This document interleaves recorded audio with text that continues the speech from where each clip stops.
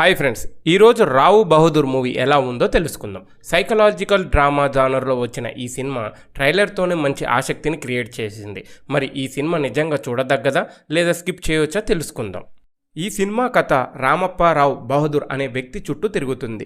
గౌరవం, కుటుంబం పరువు, అనుమానం, ఈ మూడు విషయాల మధ్య అతని జీవితం ఎలా మారిపోతుంది, ఒక చిన్న అనుమానం ఎంత పెద్ద సమస్యగా మారుతుంది, చివరికి నిజం ఏమిటి అనేది ఈ సినిమా ప్రధాన కథ. ఇది సాధారణ కమర్షియల్ సినిమా కాదు, ప్రేక్షకుడిని ఆలోచింపజేసే సైకలాజికల్ డ్రామా. Plus points. ఈ సినిమాకి మొదటి ప్లస్ సత్యదేవ్ నటన. తన పాత్రలో పూర్తిగా ఒదిగిపోయి చాలా సహజంగా నటించాడు. డైరెక్టర్ వెంకటేష్ మహా కథను చెప్పిన విధానం కూడా చాలా డిఫరెంట్గా అనిపిస్తుంది. సినిమాటోగ్రఫీ, బ్యాక్గ్రౌండ్ మ్యూజిక్, విజువల్స్ సినిమాకి మంచి ప్లస్ అయ్యాయి. ప్రతి సీన్లో డీటెయిలింగ్ కనిపిస్తుంది. సస్పెన్స్ ఎలిమెంట్స్ని కూడా ప్రేక్షకుడిని చివరి వరకు ఆసక్తిగా చూసేలా చేస్తాయి.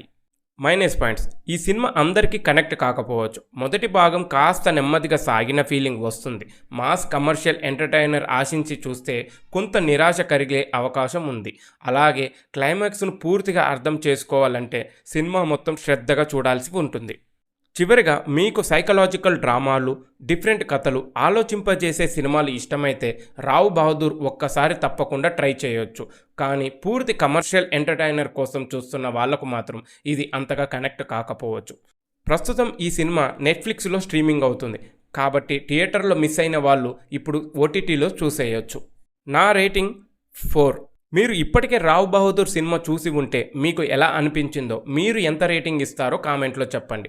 వీడియో నచ్చితే ఒక లైక్ చేయండి. ఇలాంటి మరిన్ని మూవీ రివ్యూస్ కోసం మన ఛానల్ను సబ్స్క్రైబ్ చేసుకొని బెల్ ఐకాన్ను కూడా ప్రెస్ చేయండి. మళ్ళీ మరో ఇంట్రెస్టింగ్ మూవీ రివ్యూతో కలుద్దాం.